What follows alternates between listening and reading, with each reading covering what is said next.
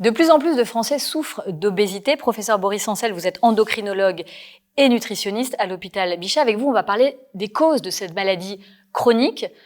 Quelles sont les causes, mais alors vraiment de manière générale, pour commencer déjà, d'une prise de poids? Si on lit, on regarde tout ce qui se dit, à peu près 200 à 250 causes. En fait, ça dépend oui, mais ça dépend du prisme à travers lequel vous regardez. Si vous êtes sociologue, biologiste, diététicien, psychologue, vous allez parler d'une même réalité, mais de manière différente. Comment on fait la synthèse alors de tous ces critères? Alors, il faut comprendre que le gras, la graisse, c'est de l'énergie, hein. C'est pas autre chose que de l'énergie que l'on stocke. Et pour stocker de l'énergie, il faut en amener. Donc, quand on prend du poids, c'est qu'on amène plus d'énergie que ce qu'on dépense. Or, l'énergie, on va pas emmagasiner l'énergie solaire, ni celle des éoliennes. La seule manière d'apporter de l'énergie et de la stocker, c'est d'apporter des calories sous forme d'alimentation.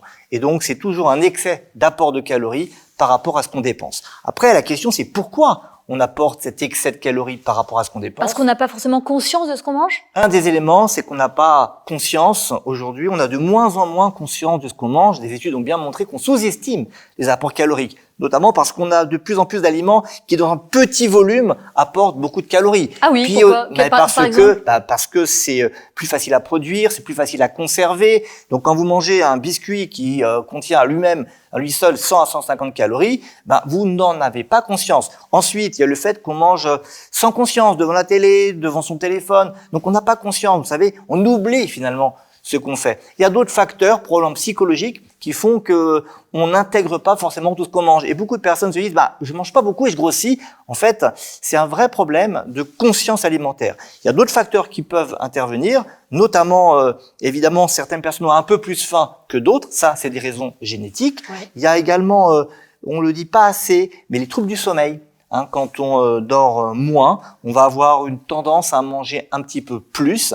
Et puis, il y a des problèmes de troubles des conduites alimentaires, des gens qui ont une impulsivité alimentaire, ce qu'on appelle une alimentation émotionnelle, voire des vraies crises de boulimie. Donc, vous voyez, il y a tous ces facteurs, et il y en a d'autres encore, qui font qu'on va apporter un peu trop de calories par rapport à ce qu'on dépense. Et il suffit d'avoir un tout petit peu trop de calories par rapport à ce qu'on dépense pour prendre 1 à 2 kilos par an. Et sans même s'en rendre compte, on va passer au stade de surpoids, puis au stade d'obésité. C'est ce qui explique aussi le nombre croissant de personnes obèses en France et dans le monde. Absolument, on a tendance à manger trop par rapport à ce qu'on dépense.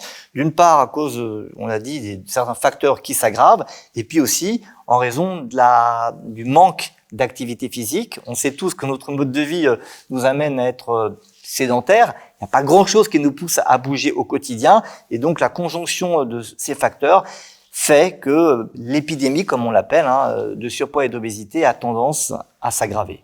L'obésité, ça concerne tous les âges de l'être humain? Absolument. Évidemment, plus on avance dans l'âge, plus on a des facteurs qui font qu'on a tendance à prendre du poids.